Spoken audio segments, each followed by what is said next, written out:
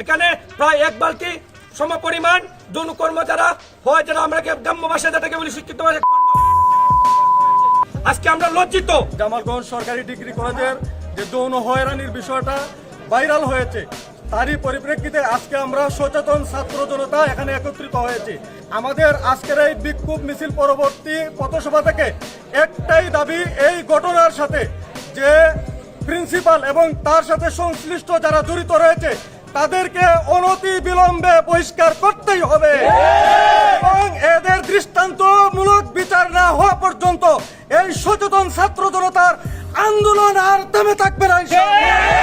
আমরা অনতি বিলম্বে সরকারের যারা ঊর্ধ্বতন কর্তৃপক্ষ রয়েছেন, আশা করব আপনারা অতি দ্রুত এই সমস্ত অপরাধীদেরকে আইনের আওতায় এনে তাদেরকে দৃষ্টান্তমূলক শাস্তির ব্যবস্থা করুন। আমাদের জামালগঞ্জ সরকারি কলেজের যে আমাদের যে কলেজ ক্যাম্পাসে একটি ছাত্র হোস্টেল রয়েছে, সেই ছাত্রীর উত্তরে আমাদের কোন ছাত্র যাইতে পারে না, এখানে সেখানে কোন ধরনের দর্শক যাইতে পারে না। তো দুঃখজনক বিষয় হলো এখানে যে হল সুপার রয়েছেন, দায়িত্বরত দারোয়ান রয়েছেন এবং আমাদের প্রিন্সিপাল স্যার রয়েছেন, ওনাদের এবং একজন ম্যাডাম রয়েছেন, ওনাদের অনৈতিক কর্মকাণ্ডে কিন্তু আমাদের কলেজে একটি বদনাম হয়েছে, যারা সারা সুনামগঞ্জ সহ সারা বাংলাদেশে এটা বিদ্যমান। এখানে প্রায় এক বালতি সমপরিমাণ যৌন কর্ম যারা হয়, যারা আমরা গ্রাম্য ভাষায় যেটাকে বলি শিক্ষিত ভাষায়,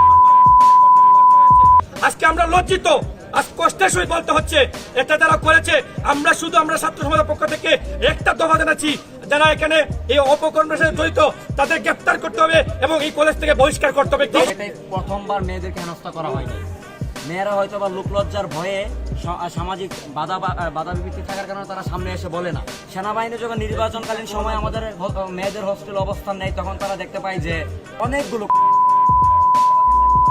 স্যারদেরকে অবগত করছে, কিন্তু স্যাররা বিষয়টা বলতে খতিয়ে দেখবে বা ব্যবস্থা নিবে। ইতিপূর্বে স্যাররা কোনো ব্যবস্থা নেয়নি বলে আমি এবং আমার সাথে সহকর্মীদেরকে নিয়ে স্যারদের সামনে উপস্থিত হই, কিন্তু স্যার এটার কোনো সদুত্তর আমাদেরকে দিতে পারে নাই এবং হুমকি ধমকি দিয়ে আমাদেরকে বের করে দেয় কলেজ থেকে।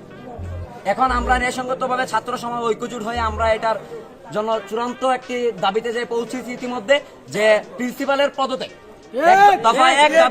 প্রিন্সিপালের পদত্যাগ এবং হোস্টেলের দায়িত্বে যে আছে যারা দুজন আছে ওরা দুজনের পদত্যাগ। কলেজের যে ছাত্রী হোস্টেলটা আছে, কিছুদিন আগে এখানে একটা সেনা ক্যাম্প হয়েছিল নির্বাচনকালীন সময়ে, যে সেনারা ডিউটিতে ছিলেন।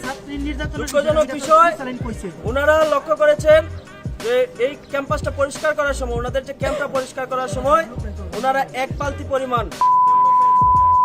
আমাদের প্রশ্ন, এই হোস্টেলের একজন দায়িত্ববান স্যার আছেন, একজন ম্যাডাম আছেন এবং প্রিন্সিপাল স্যার আছেন। যদিও এই বিষয়টা তাৎক্ষণিকভাবে ওই সেনা সদস্য এসে কলেজ প্রশাসনকে অবগত করে এবং এর বিরুদ্ধে ব্যবস্থা নিতে বলে, কিন্তু দুঃখজনক বিষয় আমরা দেখতে পাই প্রিন্সিপাল স্যার সহ এখানে যে হোস্টেলের দায়িত্বে আছেন তারা কোনো তদন্ত কমিটি অথবা কোনো ব্যবস্থাই নেননি। এটিতে আমরা ছাত্ররা এখানে আসলে বিষয়টার অবগত করি এবং জানতে চাই। উনি বলেন যে কাজ হয়েছে এটার জন্য উনি আমাদের কাছে কোনো জবাবদিহিতা করবেন না, ওনার কর্তৃপক্ষ আছে। আমাদের প্রশ্ন, আমাদের বোনেরা এখানে আসবে, আমাদের ভাইয়েরা এখানে আসবে, ওরা দর্শিত হবে, নির্যাতিত হবে, এইটার জবাবদিহিতা কি প্রশাসন ঢাকা থেকে এসে নিবে না আমরা এটা প্রশ্ন করার ক্ষমতা রাখি? কলেজ প্রশাসন জোর করে আমাদেরকে ভাইদেরকে গাড় ধাক্কা দিয়ে বের করে দেয়, যার ফলশ্রুতিতে আমরা এখানে আজকে দাঁড়িয়েছি। আমাদের একটাই কথা, আমরা এই কলেজের প্রিন্সিপালের পদত্যাগ চাই, হোস্টেল সুপারের পদত্যাগ চাই এবং সাথে যে ম্যাডাম আছে, যে পঙ্কজ স্যার আছে, মুজিব স্যার আছে এবং প্রিন্সিপাল স্যার আছে, ওদেরকে সহ সবাইকে পদত্যাগ করতে হবে।